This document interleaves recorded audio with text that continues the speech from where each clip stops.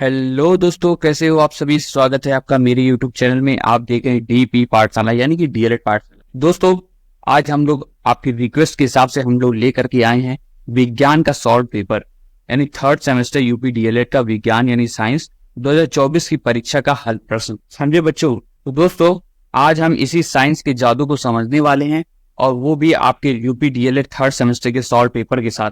मैं हूं आपका दोस्त, आपका दोस्त डीपी पाठशाला से, और आज हम विज्ञान के उन सवालों को हल करेंगे दोस्तों, जो आपको न सिर्फ एग्जाम में टॉप करेगा बल्कि ये भी बताएगा कि साइंस कितनी मजेदार चीज। ठीक है, तो आइए स्टार्ट करते हैं। आज की हम लोग क्लास स्टार्ट करते हैं जिसमें हम प्रीवियस ईयर क्वेश्चन को सॉल्व करेंगे। ठीक है, पेन निकाल देता हूँ, एक सेकंड रुक जाओ। उससे पहले मैं बता देता हूँ कि दोस्तों, डीएपी पाठशाला पे जो लोग नए हैं वो लोग मुझे फॉलो कर लें, सब्सक्राइब कर लें, क्योंकि हम डीएलएड बीटीसी के सभी विषय बिल्कुल ही मुफ्त और बिल्कुल ही आसान भाषा में आपको पढ़ाते हैं। चाहे आप हिंदी मीडियम के हो या फिर इंग्लिश मीडियम के, उससे फर्क नहीं पड़ता, क्योंकि हम पढ़ाते इंग्लिश और हिंदी दोनों ही भाषाओं में, ताकि आपको हर टॉपिक अच्छे से समझ में आए। तो अगर आप ढूंढो डीएलएड के सभी विषयों के सटीक, सरल और पूरी तरीके से नोट्स आधारित वीडियोस, तो आप बिल्कुल सही चैनल पे आ गए। चैनल को सब्सक्राइब कर दी, बेल आइकन दबा दे, और हमारे टेलीग्राम चैनल डीएलएड ले लेता हूँ, DLED_ पाठशाला, ये हमारा टेलीग्राम है। ठीक है, यहाँ पे आप जाकर के ज्वाइन करें। नोट्स आपको प्रिंट आउट वाले भी नोट्स मिल जाएंगे, डेली क्लास के नोट्स मिल जाएंगे, प्रिंट आउट करा करके भी आप पढ़ सकते हैं। ठीक है, व्हाइट बैकग्राउंड वाला। और हमारा इंस्टाग्राम dp.पाठशाला है, इंस्टाग्राम पे हमें फॉलो कर लें। कोई भी हमसे डाउट रहा करे तो आप वहां पे पूछ सकते हैं। ठीक है, dp.पाठशाला। और बच्चों, आज का क्लास हम स्टार्ट करते हैं तो पहले में। ठीक है, तो पहला क्वेश्चन आपका आया था वन लाइनर वाला, मतलब वस्तुनिष्ठ ऑप्शंस वाले प्रश्न। तो कुकिंग, खाना पकाने गैस में किसकी मात्रा अधिक होती है। ठीक है, तो आपका ऑप्शन था मीथेन, एथिलीन, इथेन और ब्यूटेन। तो इसका सही आंसर क्या होगा दोस्तों? इसका सही आंसर होगा आपका ब्यूटेन, क्योंकि इसका हम व्याख्या भी लिखे हैं कि मतलब क्यों आंसर ब्यूटेन होगा। ये आंसर आपको केवल यही तक लिखना रहता है। ये ऑप्शन जो है, ये चीज मैंने व्याख्या लिखी है, ये आपको समझाने के लिए लिखी है, जिससे अगर मान लो 2 नंबर में क्वेश्चन आ जाए या 1 नंबर में क्वेश्चन आ जाए तो आप लिखने लायक कुछ आपके पास नॉलेज रहे। ठीक है, तो व्याख्या क्या है कि खाना पकाने वाली गैस एलपीजी में मुख्य रूप से ब्यूटेन और प्रोपेन होती है, जिसमें ब्यूटेन की मात्रा अधिक होती है और यह एक ज्वलनशील यानी फ्लेमेबल हाइड्रोकार्बन गैस है। समझ में आया? तो ब्यूटेन और प्रोपेन दोनों होता है। अगर प्रोपेन भी आएगा तो प्रोपेन भी लिखेंगे, लेकिन मात्रा अधिक पूछ रहा है तो क्या है? ये है ब्यूटेन। ठीक है, समझ में आया बच्चों? आगे बढ़ते हैं। तो आप अगली बार जब भी खाना बनाओ तो याद रखना कि ये ब्यूटेन का कमाल है दोस्तों। ठीक है, फिर दूसरा क्वेश्चन आपका क्या पूछ रहा है? दूसरा क्वेश्चन है आपका आया था, ध्वनि की चाल सबसे अधिक होती है। ध्वनि की चाल सबसे अधिक होती है किस चीज में? तो ठोस में यानी सॉलिड में, द्रव में, गैस में या निर्वात में। ठीक है, तो दोस्तों इसका सही आंसर क्या होगा? ठोस में। क्या होगा? ठोस में यानी सॉलिड में। यानी ध्वनि की चाल जो माध्यम यानी मीडियम के कणों यानी पार्टिकल्स के घनत्व यानी डेंसिटी पर निर्भर करती है। तो डेंसिटी जो आपका ध्वनि की जो चाल है, वो पार्टिकल, कितने ज्यादा पार्टिकल आपके मटेरियल में हैं उस पर डिपेंड करता है, उसकी डेंसिटी पर। ठोस में यानी सॉलिड में कण सबसे ज्यादा पास होते हैं। ठीक है, और बहुत ज्यादा होते हैं, इसी के लिए ध्वनि सबसे तेज चलती है। ठीक है, जैसे भीड़ में आवाज जल्दी पहुंचती है ना, वैसे ही। ठीक है, तीसरा क्वेश्चन आपका, भारतीय वैज्ञानिक है कौन? एडिसन। ठीक है, ऑप्शन 1 एडिसन, दूसरा है मैडम क्यूरी, तीसरा है सीवी रमन और गैलीलियो। ठीक है, तो इसका सही आंसर क्या होगा? भारतीय वैज्ञानिक आपके सीवी रमन है दोस्तों। ठीक है, तो सर सीवी रमन एक महान भारतीय भौतिक विज्ञानी यानी फिजिसिस्ट थे। उन्हें रमन प्रभाव यानी रमन इफेक्ट की खोज के लिए 1930 में नोबेल पुरस्कार मिला था। ठीक है, समझ में आया? चौथा क्वेश्चन आपका क्या था? चौथा क्वेश्चन आपका, मास्टर ग्रंथ कहलाती है कौन सी? मास्टर ग्रंथ कौन है आप कहलाती है? आपकी थायराइड ग्रंथि, पीयूष ग्रंथि, अग्न्याशय ग्रंथि और अधिवृक्त ग्रंथि। ठीक है, तो इसका सही आंसर क्या होगा दोस्तों? इसका आंसर होगा आपका पीयूष ग्रंथि यानी प्यूटरी ग्लैंड जो होती है।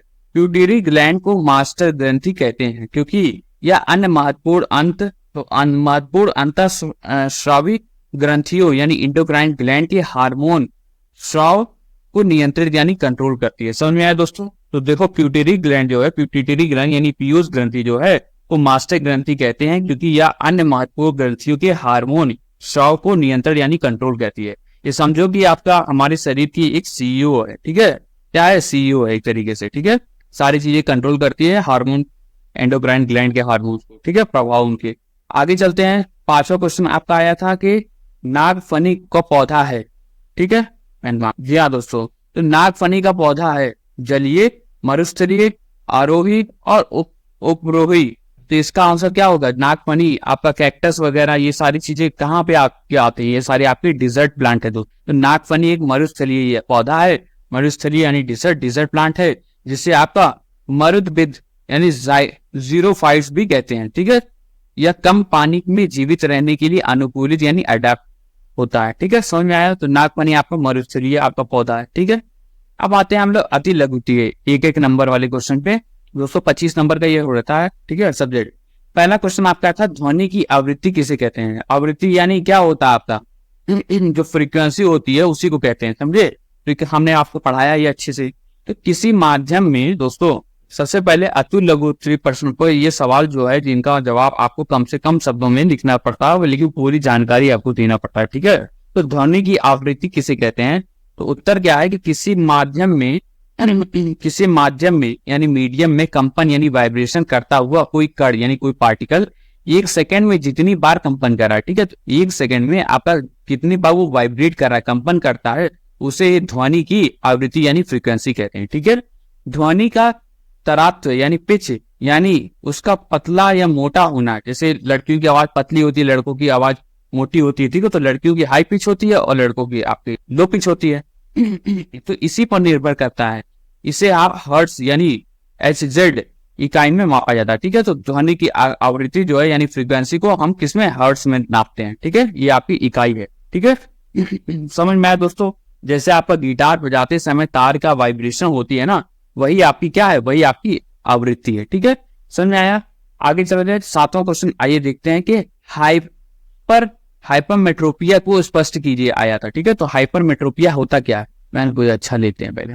आइए दोस्तों, हाइपरमेट्रोपिया को स्पष्ट करना है। ठीक है, तो हाइपरमेट्रोपिया दोस्तों दूर दृष्टि दोष को कहते हैं। ठीक है, किसको कहते हैं? दूर दृष्टि दोष को। इसमें क्या होता है? व्यक्ति को दूर की वस्तुएं साफ लेकिन पास की वस्तुएं धुंधली दिखती। ठीक है, तो दूर दृष्टि यानी हमने बताया था, याद करने का आपको तरीका भी बताया था, क्लास आपने देखा होगा। ठीक है, तो दूर दृष्टि मतलब कि दूर की वस्तु साफ दिखेगी लेकिन पास की चीजें जो है वो धुंधली दिखाई देती है। ठीक है, इसमें वस्तु का प्रतिबिंब यानी इमेज जो है वो रेटिना के पीछे बनता है और इनके निवारण यानी करेक्शन के लिए उनको उत्तल लेंस यानी कॉन्वेक्स लेंस का प्रयोग होता है। समझ में आया? तो हाइपरमेट्रोपिया समझ में आया क्या होता है? तो दूर दृष्टि दोष जो होता है उसी को हम हाइपरमेट्रोपिया कहते हैं। ठीक है, बहुत आसान पेपर था, है कि नहीं? 8वां प्रश्न क्या कह रहा है कि काजीरंगा राष्ट्रीय उद्यान कहाँ स्थित है? ठीक है, या किस जंतु के संरक्षण के लिए प्रसिद्ध है? ठीक है, तो सबसे बहुत हमने पढ़ाया था ये भी। काजीरंगा जो है दोस्तों राष्ट्रीय उद्यान यानी नेशनल पार्क भारत के असम राज्य में स्थित है। यह मुख्य रूप से एक सींग वाले, कौन से? एक सींग वाले वन हॉर्न राइनोहॉर्स, एक सींग वाले गैंडे के संरक्षण यानी कंजर्वेशन के लिए पूरी दुनिया में प्रसिद्ध है। ठीक है, यह एक यूनेस्को विश्व धरोहर स्थल यानी यूनेस्को वर्ल्ड हेरिटेज साइट भी है। ठीक है, क्या है? काजीरंगा राष्ट्रीय उद्यान आपका एक सींग वाले गैंडे के लिए संरक्षण के लिए आपका बनाया गया है। ठीक है, कहाँ स्थित है? भारत के असम राज्य में स्थित है। ठीक है, उसके अलावा आपका 9वां क्वेश्चन था कि मधुमेह रोगी की किन्हीं 4 लक्षणों का उल्लेख कीजिए। ठीक है, तो जिसको डायबिटीज होता है तो उनकी क्या क्या लक्षण होते हैं, क्या क्या सिम्टम्स होते हैं? इसका आंसर आप लोग सभी लिख लोगे। तो मधुमेह यानी डायबिटीज रोगों के 4 मुख्य लक्षण होते हैं आपके। सबसे बहुत अधिक प्यास लगना। ठीक है, तो प्यास बहुत ज्यादा लगती है। बार बार पेशाब आना यानी फ्रीक्वेंट यूरिनेशन होना। ठीक है, इसके अलावा अत्यधिक भूख लगना और भूख भी लगती है ज्यादा। अब बिना कारण वजन का कम होना भी इसके लक्षण है। ठीक है, तो बिना कारण वजन भी कम होना इसके लक्षण है, जो शरीर में इंसुलिन हार्मोन की कमी से होता है। ठीक है, समझ में आया बच्चों? समझ में आया? ये सब शुगर के आपके क्या है? लक्षण होते हैं। ठीक है, आगे बढ़ा जाए और आगे चलते हैं। खनिज क्या है? खनिज यानी मिनरल। ठीक है, तो खनिज बच्चों, खनिज वह प्राकृतिक नेचुरल पदार्थ है जो पृथ्वी की भूपट्टी यानी अर्थ क्रस्ट से खनन यानी माइनिंग द्वारा प्राप्त होता है। ठीक है, तो जब हम अर्थ क्रस्ट में भूपट्टी पे आप खनन करते हैं तो हमें मिनरल प्राप्त होता है। प्रत्येक खनिज की एक निश्चित रासायनिक संरचना होती है, उसकी केमिकल फॉर्मूला होता है, केमिकल कंपोजिशन होता है और क्रिस्टलीय बनावट यानी क्रिस्टलाइन स्ट्रक्चर होती है। जैसे लोहा, कोयला, नमक इनके अच्छे उदाहरण है। ठीक है, समझ में आया? देखो दोस्तों, ये तो आपका धरती का खजाना होता है, समझे? लोहा, कोयला, नमक ये सारी चीजें आपकी जो आप पृथ्वी की भूपट्टी से खनन द्वारा प्राप्त की जाती है, समझे। और प्रत्येक खनिज का आपका एक केमिकल कंपोजिशन होता है, रासायनिक संरचना होती है और क्रिस्टलीय बनावट भी होती है, स्ट्रक्चर भी होता है, ठीक है। आते हैं आगे, इथेन तथा एसिटिलीन के सूत्र लिखिए। देखिए कितना इंपॉर्टेंट क्वेश्चन है, ठीक है। इथेन और एसिटिलीन का सूत्र पूछा है, ठीक है। तो इथेन को रासायनिक सूत्र आपका C2H6 है। क्या है? C2H6 है दोस्तों, ठीक है। यह एक क्या है? संतृप्त हाइड्रोकार्बन यानी सैचुरेटेड हाइड्रोकार्बन है, ठीक है। इसके अलावा एसिटिलीन जो है, एसिटिलीन जिसका IUPAC नेम क्या है, इसको बोलते हैं क्या? इथाइन भी बोलते हैं, ठीक है। इसको इथेन हो गया, और इसको एसिटिलीन को हम इथाइन भी बोलते हैं। इसका रासायनिक क्या है? C2H2 है, ठीक है। H6 इथेन में है, H2 आपका इथाइन में है। यह एक असंतृप्त हाइड्रोकार्बन यानी अनसैचुरेटेड हाइड्रोकार्बन है, ठीक है, जिसमें आपका त्रिबंध यानी ट्रिपल बॉन्ड होता है, ठीक है। समझ में आया? एथेन और एसिटिलीन समझ में आया दोस्तों। इथेन जो है वो C2H6 है, आपका सैचुरेटेड हाइड्रोकार्बन है। और एसिटिलीन जो है वो आपका, उसको इथाइन कहते हैं, IUPAC नाम में इथाइन कहते हैं। और इसका सूत्र जो होता है C2H2 होता है। क्या होता है? C2H2, ठीक है। ये आपका अनसैचुरेटेड हाइड्रोकार्बन है और इसमें 3 बॉन्ड होते हैं। क्या होता है? 3 बॉन्ड होते हैं, ठीक है। केमिस्ट्री के फॉर्मूला है ये पूरा आपका, ठीक है। अब आते हैं हम 2 नंबर के क्वेश्चन पे, यानी लघु उत्तरीय प्रश्न पे, ठीक है। आइए बात करते हैं लघु उत्तरीय वाले पे। तो दोस्तों पहला था क्वेश्चन, क्या आ रहा है? तो पहला है आपका क्वेश्चन, पार्श्व परिवर्तन को उदाहरण देकर के समझाइए, ठीक है। पार्श्व परिवर्तन को उदाहरण देकर के। अब देखो दोस्तों, लघु उत्तरीय प्रश्न जो है ये सवाल है जिनके जवाबों को आप थोड़ा विस्तार से देना होता है, पूरी कहानी सुनाने वाला होता है एक तरीके का। अगर जितना टाइम हो उस हिसाब से आप लिख सकते हैं, 5-6 लाइन भी लिख सकते हैं, ठीक है, 10 लाइन भी लिख सकते हैं, ठीक है। तो पार्श्व परिवर्तन को उदाहरण देकर के समझाना है, ठीक है। देखो दोस्तों, जब हम समतल दर्पण यानी प्लेन मिरर समतल दर्पण के सामने खड़े होते हैं तो हमारे शरीर का दाहिना भाग, ठीक है, यानी राइट भाग जो है वो दर्पण में बायां दिखाई देता है और बायां भाग आपका दाहिना दिखाई देता है कि नहीं। आप फोटो वगैरह खींचते हो तो भी ऐसा होता है। किसी वस्तु के प्रतिबिंब यानी इमेज में इस तरह के पार्श्व यानी साइड के उलट जाने को ही पार्श्व परिवर्तन यानी लेटरल इन्वर्सन कहते हैं, ठीक है। पार्श्व परिवर्तन कहते हैं, ठीक है। यानी जो प्रतिबिंब है, इमेज है, वो उलट गया है, ठीक है। लेफ्ट वाला राइट हो गया, राइट वाला लेफ्ट। इसका सबसे अच्छा उदाहरण है एम्बुलेंस, ठीक है। एम्बुलेंस गाड़ी पर इस शब्द का उल्टा लिखा होना, ठीक है। आपने एम्बुलेंस गाड़ी देखी होगी, ठीक है, रोड पे जो चलती है उस पे एम्बुलेंस जो होता है वो क्या होता है? वो उल्टा लिखा होता है। ऐसा इसलिए लिखा जाता है दोस्तों ताकि आगे जाने वाली गाड़ियां को ड्राइवर जब अपने शीशे में देखे तो उसे सीधा एम्बुलेंस दिखाई दे, वह तुरंत रास्ता दे सके। समझ में आया? तो देखो, गाड़ियों पे एम्बुलेंस जो होता है वो उल्टा इसलिए लिखा होता है कि आगे जैसे कोई गाड़ी है, ठीक है, अब पीछे से भैया हॉर्न दे रहे हैं, अब उनको थोड़ी ना पता चलेगा कि ये एम्बुलेंस है। तो वो जब मिरर में देखेंगे, अगर एम्बुलेंस सीधा लिखा होता तो अगर मान लो एम्बुलेंस सीधा लिखा होता तो ये इस तरीके से आता, मान लो ECANLUBAM, ठीक है, इस तरीके से आपका लिखा होता जो कि समझ में नहीं आता, ठीक है। तो उसी को अच्छे के लिए कि समझ में आ जाए आगे वाले इंसान को, तो वो क्या, उसको उल्टे में, पहले से उल्टे में लिख दो, लेफ्ट वाला राइट में लिख दो, राइट वाला लेफ्ट में लिख दो, जिससे वो जब अपना प्लेन मिरर में देखेगा, अपने शीशे में देखेगा, तो उसको साफ साफ दिखाई देगा कि वो एम्बुलेंस लिखा हुआ है और वो फिर साइड रास्ता दे देगा, है कि नहीं। है ना कमाल का ऑप्टिकल इल्यूजन। तो दोस्तों ये था आपका 12वां क्वेश्चन। आइए आते हैं 13वां क्वेश्चन, यानी उत्सर्जन किसे कहते हैं? मनुष्य के उत्सर्जी अंगों कौन कौन से हैं? तो सबसे पहले उत्सर्जन और यहाँ अंग पूछ लिया है, इससे यही पता चल जा रहा है कि उत्सर्जन जो है वो आपके अंग से रिलेटेड है, आपके बॉडी से रिलेटेड है, ठीक है, मनुष्य के। तो उत्सर्जन दोस्तों शरीर में होने वाली विभिन्न जैविक क्रिया यानी बायोलॉजिकल प्रोसेस के फल स्वरूप, ये लिखा हुआ है, टाइपिंग मिस्टेक हो गया है, ठीक है, फल, ठीक है दोस्तों। तो बायोलॉजिकल प्रोसेस के फल स्वरूप बने हानिकारक और वैसीले अपशिष्ट पदार्थ यानी वेस्ट प्रोडक्ट को शरीर से बाहर निकालने की प्रक्रिया को हम उत्सर्जन यानी एक्सक्रीशन कहते हैं। समझ में आया? यह शरीर को स्वस्थ बनाए रखने के लिए एक अत्यंत आवश्यक प्रक्रिया है। मनुष्य के प्रमुख उत्सर्जी अंग कौन कौन से हैं यानी एक्सक्रीटरी ऑर्गन निम्नलिखित हैं। पहले आपका किडनी सबसे इंपॉर्टेंट, यह मुख्य उत्सर्जी अंग है जो रक्त से यूरिया को छानकर मूत्र यानी यूरिन के रूप में बाहर निकालता है, ठीक है। क्या करता है किडनी आपका मुख्य उत्सर्जित अंग है। ये क्या करता है? ब्लड को छानता है, उसको छान करके उसमें से यूरिया को निकालता है, यूरिया को छान करके मूत्र के रूप में उसे बाहर निकालता है। ठीक है, दूसरा आता है फेफड़ा यानी लंग्स, ये कार्बन डाइऑक्साइड यानी CO2 गैस का उत्सर्जन कहते हैं इसको। फिर आता है त्वचा यानी स्किन या पसीना यानी स्वेट के रूप में आंतरिक जल व लवण का उत्सर्जन करता है। ठीक है, तो समझ में आया उत्सर्जन क्या होता है, उत्सर्जी अंग क्या होते हैं। ठीक है, आगे बढ़े थे, आओ दोस्तों आगे बढ़ते हैं। सेकंड लास्ट क्वेश्चन देखते हैं, नहीं अभी तो और है। 14वां क्वेश्चन है परावर्तन किसे कहते हैं। ठीक है, प्रकाश के परावर्तन के निम्न लिखिए। ठीक है, तो परावर्तन दोस्तों अभी हमने पार्श्व परिवर्तन देखा था ना, अब हम देखते हैं परावर्तन किसे कहते हैं और प्रकाश के परावर्तन के नियम लिखिए। ठीक है, तो दोस्तों जब प्रकाश की किरणें किसी चमकदार या पॉलिश की हुई सतह यानी पॉलिश सरफेस से टकराती है प्रकाश की किरणें, तो उनका वापस उसी माध्यम यानी मीडियम में लौट आने की घटना को हम प्रकाश का परावर्तन यानी रिफ्लेक्शन, हमने पढ़ाया था ना रिफ्लेक्शन, उसको रिफ्लेक्शन कहते हैं, रिफ्लेक्शन ऑफ लाइट कहते हैं। ठीक है, तो आपका कोई सरफेस है और लाइट यहाँ से टकराई और यही इसी मीडियम में वापस लौट आई। ठीक है, इसी मीडियम में वापस लौट आई, दूसरे मीडियम में नहीं गई, इधर नहीं ट्रेवल की। ठीक है, तो ये आपका क्या, ये आपका रिफ्लेक्शन ऑफ लाइट हो गया। परावर्तन के दो मुख्य नियम है, हमने बहुत अच्छे से इसको डिटेल में एक पूरा क्लास इस पे की है। ठीक है, दो नियम है आपके, कौन कौन से। प्रथम नियम आपके जिसको आपतित किरण यानी इंसिडेंट रे जो है, और परावर्तित किरण यानी रिफ्लेक्टेड रे, जो इंसिडेंट रे यानी जो जा रही है और रिफ्लेक्टेड रे यानी जो आ रही है वापस टकरा करके। ठीक है, तथा आपतन बिंदु पर खींचा गया अविलंब यानी नॉर्मल।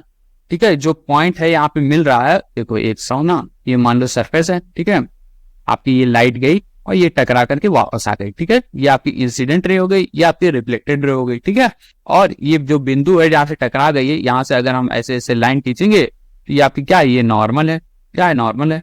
तो तीनों एक ही तल यानी एक ही प्लेन में स्थित होती है। ठीक है, तो ये भी आपकी एक प्लेन में है, ये भी एक ही प्लेन में है और ये भी एक ही प्लेन में है। ठीक है, द्वितीय नियम क्या है कि आपतन कोण यानी एंगल ऑफ इंसिडेंट, ये जो एंगल ऑफ इंसिडेंट बन रहा है, ठीक है, एंगल आई और एंगल आई का मान सदैव परावर्तन कोण यानी एंगल ऑफ रिफ्लेक्शन, ये जो आई आर है, एंगल आर है। ठीक है, तो ये बराबर होता है, मान के बराबर होता है, अर्थात angle I is equal to angle R. ठीक है, समझ में आया। तो क्या लिखोगे, अगर आपसे पूछा जाएगा दो नियम, तो आप लिखोगे कि आपतित किरण, परावर्तित किरण और आपतन बिंदु से खींचा गया अभिलंब तीनों एक ही प्लेन में, एक ही तल में आपके स्थित होते हैं। और दूसरा जो है वह क्या है, angle I is equal to angle R. ठीक है, समझ में आया। आपतन कोण इज इक्वल टू परिवर्तन कोण। ठीक है, आते हैं आगे बच्चों, पढ़ते हैं 15वां क्वेश्चन। 15वां क्वेश्चन क्या कह रहा है, 15वां क्वेश्चन है कि ऐच्छिक और अनैच्छिक क्रियाओं का उदाहरण सही समझाइए। ठीक है, देखो दोस्तों, ऐच्छिक क्रिया यानी वॉलंटरी एक्शन, हमारे शरीर में होने वाली क्रियाओं को दो भागों में बांटा जा सकता है। ठीक है, एक होता है ऐच्छिक और एक होता है अनैच्छिक। कुछ चीजें जो होती है वो हम अपनी इच्छा के अनुसार करते हैं, कुछ चीज अपने आप होती है, हमसे उससे कोई लेना देना नहीं होता। ठीक है, तो ऐच्छिक क्रिया यानी वॉलंटरी एक्शन, ये वे क्रियाएं हैं जिन्हें हम अपनी इच्छा के अनुसार सोच समझकर कंट्रोल कर सकते हैं। ठीक है, इन क्रियाओं पर हमें हमारे मस्तिष्क का नियंत्रण होता है। उदाहरण आपको चलना, बोलना, लिखना, किसी वस्तु को उठाना आदि, ये सारी चीजें आपकी क्या है, ये सारी आपकी ऐच्छिक क्रियाएं। ठीक है, अनैच्छिक क्रिया यानी इनवॉलंटरी एक्शन, ये वे क्रियाएं हैं जो हमारी इच्छा के बिना अपने आप होती रहती है और इन पर हमारा कोई नियंत्रण नहीं होता। उदाहरण क्या, दिल की धड़कन यानी हार्ट बीट, सांस लेना यानी ब्रीथिंग, पाचन वगैरह, पलकों का झपकना, ये सारी चीज इनवॉलंटरी यानी अनैच्छिक क्रियाएं होती है। समझ में आया दोस्तों, आप चाहो या ना चाहो ये तो आपका होता ही रहेगा। ठीक है, फिर आते हैं आपका 16वां क्वेश्चन क्या था कि शुगर चारकोल क्या है। ठीक है, शुगर चारकोल क्या है, तो आइए पढ़ लेते हैं इसको बारे में भी। ठीक है, शुगर चारकोल दोस्तों कार्बन का एक अत्यंत शुद्ध अक्रिस्टलीय यानी अमोर्फस रूप। ठीक है, तो दोस्तों शुगर चारकोल क्या है, कार्बन का एक अत्यंत शुद्ध यानी शुद्ध अक्रिस्टलीय यानी अमोर्फस रूप है। इसे चीनी यानी सुक्रोज की निर्जलीकरण यानी डिहाइड्रेशन की प्रक्रिया द्वारा बनाया जाता है। ठीक है, जब चीनी यानी C2H22O11, ठीक है, C12H22O11 से साद्र सल्फ्यूरिक अम्ल यानी कॉन्सनट्रेटेड सल्फ्यूरिक एसिड मिलाया जाता है, तो अम्ल एक शक्तिशाली निर्जलीकरण यानी डिहाइड्रेटिंग एजेंट के रूप में कार्य करता है। ठीक है, तो इसमें क्या होता है, इसमें आप कंसंट्रेटेड सल्फ्यूरिक एसिड यानी H2SO4 ठीक है मिलाते हैं, तो क्या होता है, यह अम्ल जो है यानी एसिड है, एक शक्तिशाली निर्जलीकरण यानी डिहाइड्रेटिंग एजेंट के रूप में काम करता है। यह चीनी में से क्या करता है, पानी के सभी अणुओं को सोख लेता है। ठीक है, तो चीनी को डिहाइड्रेट कर देता है। उसमें आप लोग जब आपने देखा होगा जब लूज मोशन वगैरह होता है तो डिहाइड्रेशन हो जाता है, बॉडी में पानी की कमी हो जाती है। तो इसी तरीके से एसिड जो है वो क्या करता है, वो सभी अणुओं को, आपका एटम को जो पानी के हैं उसको सोख लेता है, जिसके परिणाम स्वरूप केवल काले रंग का कार्बन शेष बचता है, जिसे शुगर चारकोल कहते हैं। ठीक है, तो क्या बचता है, केवल काले रंग का कार्बन बचता है, वही आपका क्या है, शुगर चारकोल है। समझ में आया दोस्तों, समझ में आया, मतलब चीनी से काला जादू करके चारकोल बना। ठीक है, ये आपका शुगर चारकोल होता है। ठीक है, समझ में आया। आगे बढ़ते हैं, पढ़ते हैं 17वां क्वेश्चन क्या था कि खाद्य संरक्षण से आप क्या समझते हैं। खाद्य संरक्षण यानी खाद्य को बचाना, यानी फूड प्रिजर्वेशन करना। ठीक है, तो खाद्य संरक्षण वह प्रक्रिया है जिसके द्वारा भोज्य पदार्थ यानी खाने का पदार्थों को इस तरह से उपचारित यानी ट्रीट किया जाता है ताकि वे जल्दी खराब ना हो। इसका मुख्य उद्देश्य होता है कि भोजन को सूक्ष्म जीवों यानी माइक्रो ऑर्गेनिज्म जैसे बैक्टीरिया, फफूंदी की वृद्धि से बचाना। ठीक है, उसमें ग्रोथ ना हो, उनकी वृद्धि ना हो। ऐसा करने से भोजन का जो रंग है, स्वाद है और पोषक तत्व है वो लंबे समय तक सुरक्षित रहता है। ठीक है, खाद्य संरक्षण की कुछ प्रमुख विधियां होती है, जैसे सुखाना, किसी चीज को सुखा दो, जैसे अचार वगैरह होता है। ठीक है, आम का अचार बनाते तो सुखाते नहीं है, ठंडा कर दो, फ्रिज में रख दो, फ्रिज में आप अचार बनाना, पिकलिंग और नमक, चीनी या तेल जैसे प्रिजर्वेटिव का उपयोग करना। ठीक है, ये सारी आपकी खाद्य संरक्षण थे और किस तरीके से खाद्य संरक्षण किया था उसके तरीके थे। ठीक है, समझ में आया बच्चों, समझ में आया कि नहीं। तो खाद्य संरक्षण यानी आपको भोजन को पदार्थ को इस तरीके से बचाना ताकि वो खराब ना हो जल्दी से जल्दी। ठीक है, ज्यादा देर तक वो चले। फिर आता है आपका प्रश्न 18 जो है हाइड्रोकार्बन क्यों होता है, इनके प्रकार के उदाहरण सही समझाइए। ठीक है, हाइड्रोकार्बन क्या होता है ना।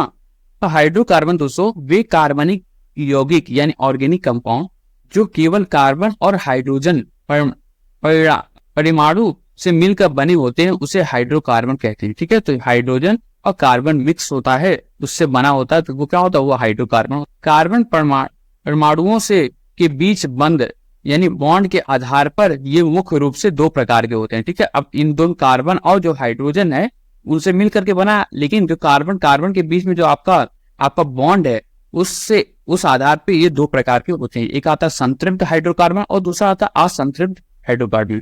संतृप्त यानी सैचुरेटेड हाइड्रोकार्बन, इसमें सभी कार्बन परमाणुओं के बीच केवल एकल बंद यानी सिंगल बॉन्ड पाया जाता है।